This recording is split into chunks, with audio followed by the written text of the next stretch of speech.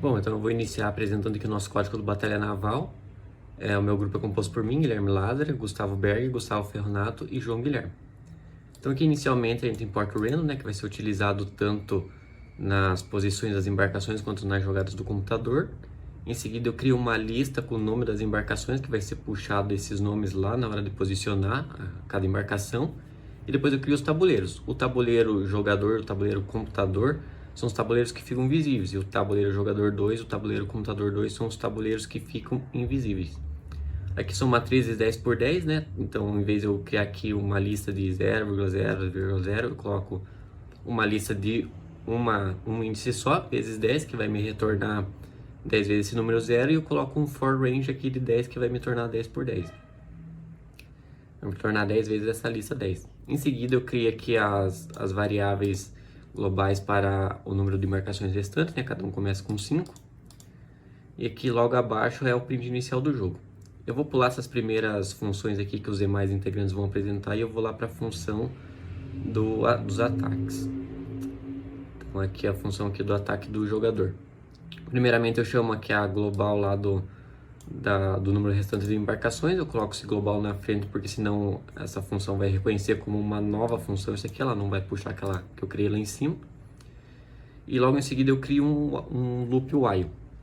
Aqui dentro do loop while eu crio um try except, caso você jogue alguma entrada inválida. Por exemplo, meus inputs são do tipo int. Se você lançar uma letra, ele vai retornar essa mensagem da exceção aqui do valor erro, que daí vai dizer que a jogada é inválida. Você tem que jogar entre as posições 0 e 9.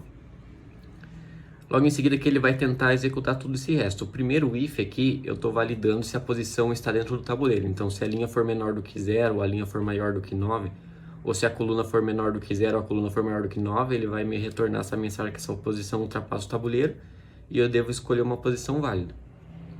Depois eu valido se a posição jogada, a posição escolhida ela já não foi jogada anteriormente.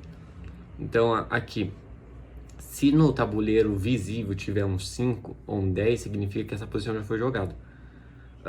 5 significa que lá na posição que fica invisível tinha água, né? Tinha um 0, que era a água, e ele foi mudado para 5, que significa que você errou a jogada. Se tiver um 10, significa que lá no tabuleiro invisível tinha um 1, que significa que tinha uma embarcação lá.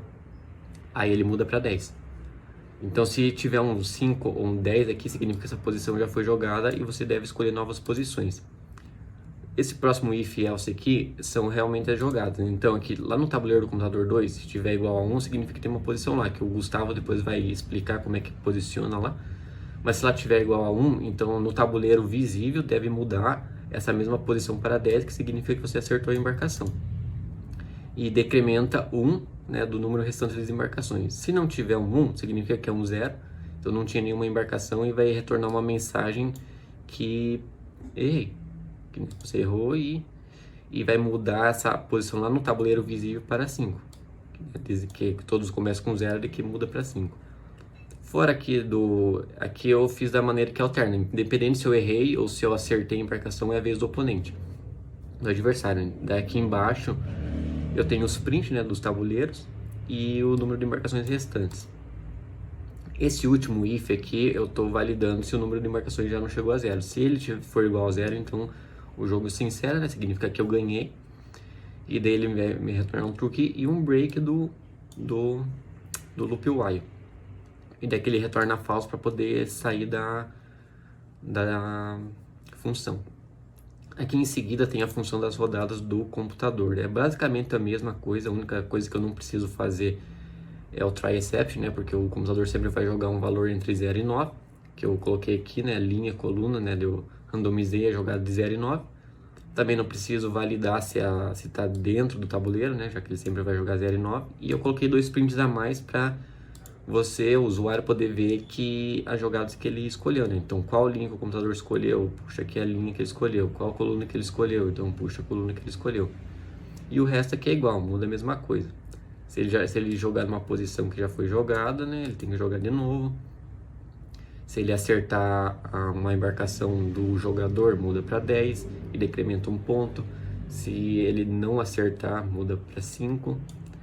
e continua. É que o sprint normal, se as embarcações do jogador chegar a 0, então eu perdi, o jogador perdeu e o computador venceu. Então só para mostrar aqui rapidinho o jogo funcionando, para mostrar essas estruturas, então primeiro é que eu vou ter que posicionar, né? Olha, se eu colocar aqui um F, ele vai colocar essa posição inexistente, então tem que ser um valor de 0 a 9. Então vou posicionar aqui, vou posicionar de novo nessa mesma posição, 0 e 0. Essa aqui a posição já está ocupada, então tem que escolher outro. Então só vou posicionar rapidinho aqui minhas embarcações. E agora eu vou jogar. Então eu vou jogar um monte de letra. Essa jogada é inválida, então eu tenho que escolher um número entre 0 a 9. Vou escolher 0 e 0. O computador jogou a dele. Eu vou escolher novamente aquela mesma posição, 0 e 0. Posição de atacado, escolher outra posição. Então eu vou escolher aqui outra. E que o jogo continua. Veja, aqui eu errei na primeira vez, então mudou para 5, né, no tabuleiro visível. Aqui também para 5, na nova jogada que eu fiz. O computador aqui, ó. Aqui tá onde é que o computador jogou na linha 9 e na coluna 1. O computador errou. E aqui também vai mudar. Mudou para 5 aqui e aqui o jogo continua, né? Não vou jogar até o final porque demora. E é isso, agora os demais vão apresentar o resto do código. Meu nome é Gustavo Ferronato e eu vou falar qual que é a função para posicionar as embarcações do jogador. Então, você vai definir o posicionar embarcações, a gente definiu como posicionar embarcações do jogador. Nisso vai entrar no loop, que é o for, que vai pegar todas as embarcações que tem aqui, que é porta-aviões, navio tanque, contra-torpedeiro, submarino e destroyer. Nisso, a gente colocou o while true para ser válida até que seja tudo válido certinho. E aqui vão ser os inputs que o jogador vai ter que colocar, que vai ser a linha. Então ele vai escolher a linha de 0 a 9, lembrando que o tabuleiro é 10 por 10. Depois a coluna, que é de 0 a 9 também. E tem algumas coisas que a gente colocou que se aparecer errado, se a gente colocar o número errado, como se linha for menor que 0, linha for maior que 9, ou coluna ser menor que 0, ou coluna ser maior que 9, vai aparecer o print, essa posição ultrapassa o tamanho do tabuleiro, escolha uma posição válida. E nisso vai continuar até que seja todas as opções válidas. E se o tabuleiro é invisível conter o número 0, então que significa que está vazio e pode ser colocado, pode ser posicionado, né, a embarcação. Ou, e também, depois disso, quando for aparecer o número 1, quer dizer que vai ser trocado, né? Então você colocou lá, linha 3, coluna 3. O número vai estar 0, então vai mudar para 1, que vai ser significando que você já colocou uma embarcação lá. E se a posição escolhida não conter 0, ou conter 1, vai aparecer a posição já ocupada e escolha outra. E nisso você vai ter que colocar em outra posição, porque essa posição já está feita.